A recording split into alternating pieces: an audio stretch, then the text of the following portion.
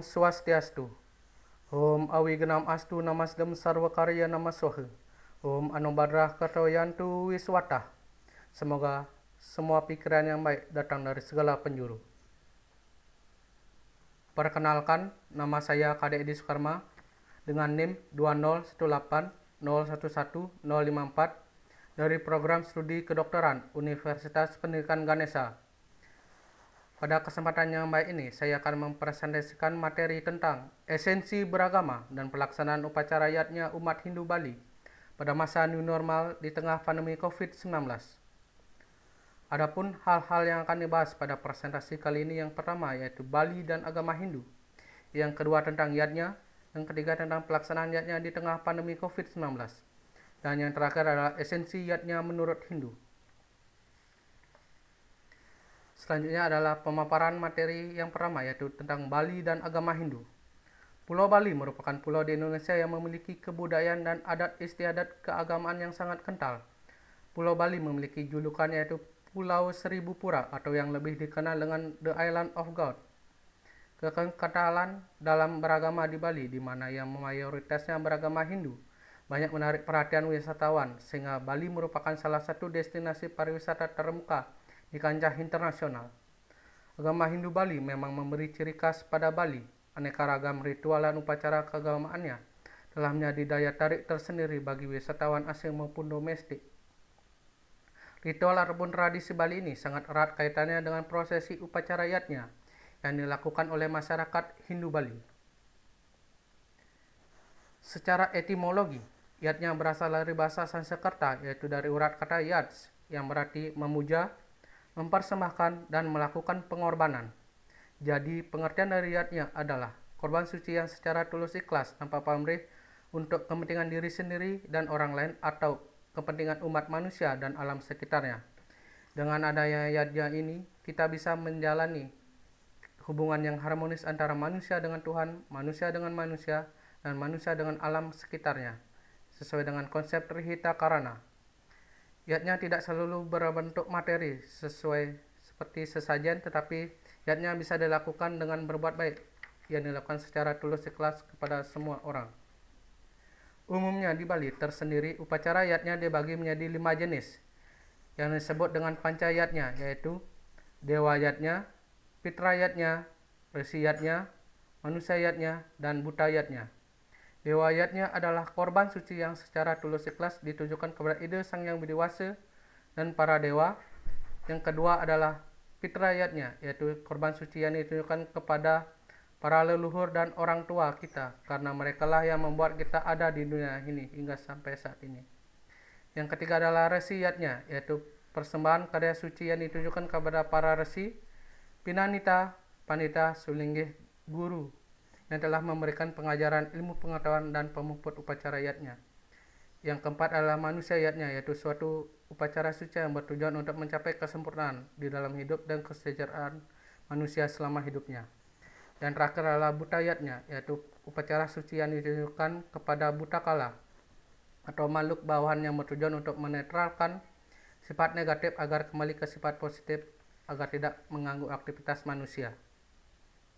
Ajaran etika dan moral yang bisa kita petik dari pelaksanaan upacara yatnya adalah bahwa sesungguhnya yatnya itu mendidik umat manusia untuk bisa bekerja dan melakukan pengabdian kepada ide Sang Yang Widiwasa dan segala manifestasinya dengan tulus ikhlas dan tanpa pamrih, dan memahami hakikat diri sendiri sebagai makhluk sosial yang tidak bisa hidup tanpa bantuan orang lain.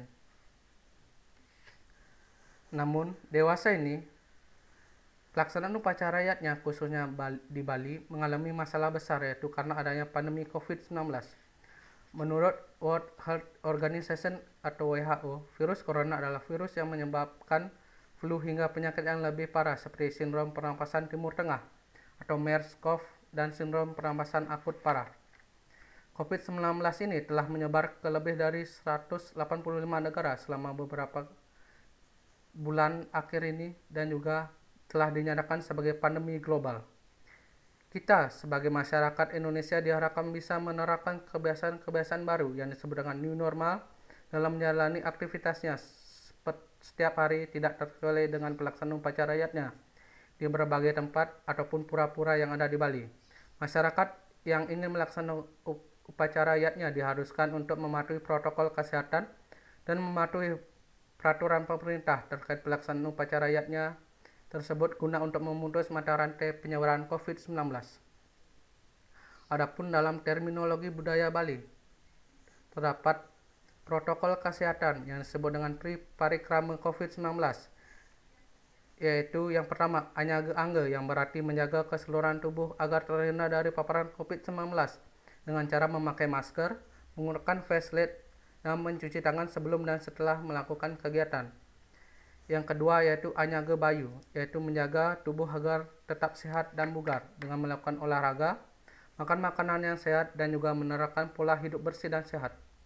Dan yang terakhir yaitu yang ketiga, anyaga andap atau meselat, yang berarti selalu menjaga jarak fisik physical distancing dan melakukan pembatasan social distancing yang menghindari kerumunan dan keramaian. Adapun kebijakan pemerintah terkait upacara yatnya pada masa pandemi COVID-19 telah diatur pada Surat Edaran Nomor 081-PHDI/Bali-9/2020 dan 007-SE-MDA Provinsi Bali /9/2020 tentang soal pembatasan kegiatan upacara pancayatnya dan keramaian di Bali dalam situasi Gering Agung. Adapun hal-hal yang dibahas terkait surat edaran ini, yang pertama adalah upacara yatnya disesuaikan dengan kondisi desa, kala, dan patra. Sesungguhnya pelaksanaan pancayatnya ini sangat fleksibel dalam mengikuti situasi dan kondisi saat ini yang berpedoman pada desa, yaitu tempat pelaksanaan upacara yatnya, kala, tempat, ataupun waktu dalam pelaksanaan yatnya, dan yang ketiga yaitu patra, kondisi seseorang pada pelaksanaan yatnya. Yang kedua yaitu adalah pelaksanaan Feodalani Pura dibatasi hanya 3 hari. Menurut aturan dari PHDI Parisada Hindu Dharma Indonesia Provinsi Bali menganjurkan bahwa pelaksanaan yatnya di pura-pura tersebut dirangkaikan maksimal 3 hari dan masyarakat sekitar hanya boleh melakukan persembahyaan dari merajan ataupun sanggah di rumahnya masing-masing agar tidak terjadi kerumunan dan penyebaran COVID-19. Yang ketiga adalah pelaksanaan fitrah yatnya atau ngaben disesuaikan dengan kondisi saat ini. Apabila ada warga meninggal dunia bukan karena COVID-19, maka dapat dilakukan makin sandring geni atau dikubur kecuali suli lidah pemaku. Dan apabila bagi pasien positif COVID-19 yang meninggal dunia harus dikremasi ataupun dilaksanakan pengabdian sesuai dengan protokol kesehatan yang berlaku secara medis. Yang keempat adalah masyarakat diharapkan agar tidak menggelar resepsi dalam bentuk apapun. Proses pawiwahan atau pernikahan diharuskan melaksanakan prosesi secara inti-intinya saja, tanpa adanya kerumunan orang dan inti keluarga serta pemuput upacara yang hanya boleh melakukan upacara tersebut. Dan dilarang keras untuk melakukan resepsi agar tidak terjadi kerumunan atau keramaian orang di upacara tersebut. Materi selanjutnya adalah esensi yatnya menurut Hindu. Adapun hal yang terpenting dalam menentukan sifat ataupun kualitas dari yatnya agar menjadi satwika yatnya sudah termuat jelas dalam kitab Bhagavad Gita bab 17 sloka 11 tentang syarat-syarat yatnya. Yang pertama yaitu adalah srada, melaksanakan yatnya dengan penuh keyakinan. Yang kedua adalah lascarya, yatnya yang dilaksanakan dengan penuh keikhlasan.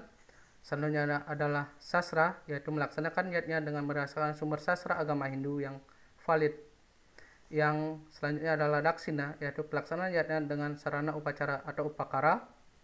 Yang selanjutnya adalah mantra dan gita, yaitu yatnya yang dilaksanakan dengan lantunan lagu-lagu suci untuk pemujaan.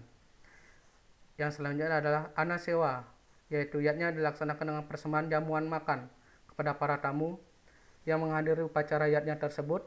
Dan yang terakhir adalah nasmita, yaitu pelaksanaan yatnya tidak pamrih atau tidak memamerkan kekayaan.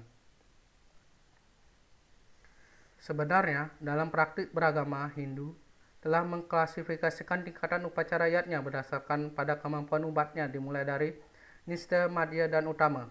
Hal ini sudah termuat jelas dalam Bhagavad Gita bab 4 sloka 11, yaitu berbunyi Yeya tamam pratpajante tamstaiva bhajamiyaham mamawat manuwardante manusia parta sarwasa, yang artinya, wahai Arjuna, putra Dewi Kunti, sejauh mana dan sebagaimana orang-orang menyerahkan dirinya kepadaku, maka sejauh itu pula aku akan menganugerahinya keberkahan karunia kepada mereka.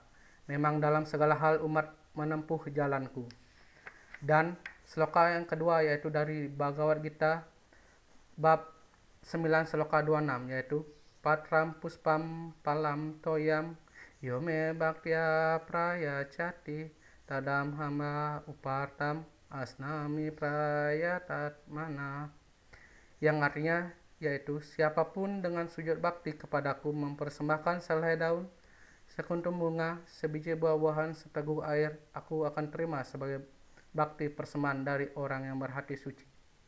Konsep Brahman yang maha menerima segala sesuatu yang disampaikan dan dipersembahkan oleh umatnya harus ditekankan kepada umat Hindu masyarakat sekitarnya, agar tidak ada doktrin-doktrin di dalam pemujaan ataupun yatnya yang berlebihan.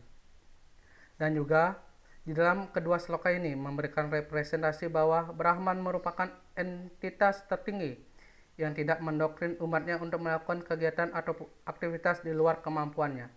Jadi sesuai dengan kemampuan dan juga niat secara tulus ikhlas, itu yang disebut yatnya yang sebenarnya. Sekian presentasi dari saya. Adapun daftar pustaka atau referensi dari pembuatan materi ini, yang pertama yaitu adalah buku Bhagavad Gita Nyanyian Tuhan dari Prabu Dharma Yasa. Yang kedua adalah buku Widya Dharma Agama Hindu dari Ida Bagus Sudirga, dan beberapa jurnal yaitu seperti Disaster Management for COVID Perspektif Agama Hindu dan panduan pelaksanaan yatnya umat Hindu di Bali selama pandemi COVID-19 serta ambivalensi di tengah pandemi COVID-19 perspektif Bhakti Marga. Sekian presentasi dari saya. Apabila ada kesalahan kata mohon maaf sebesar-besarnya.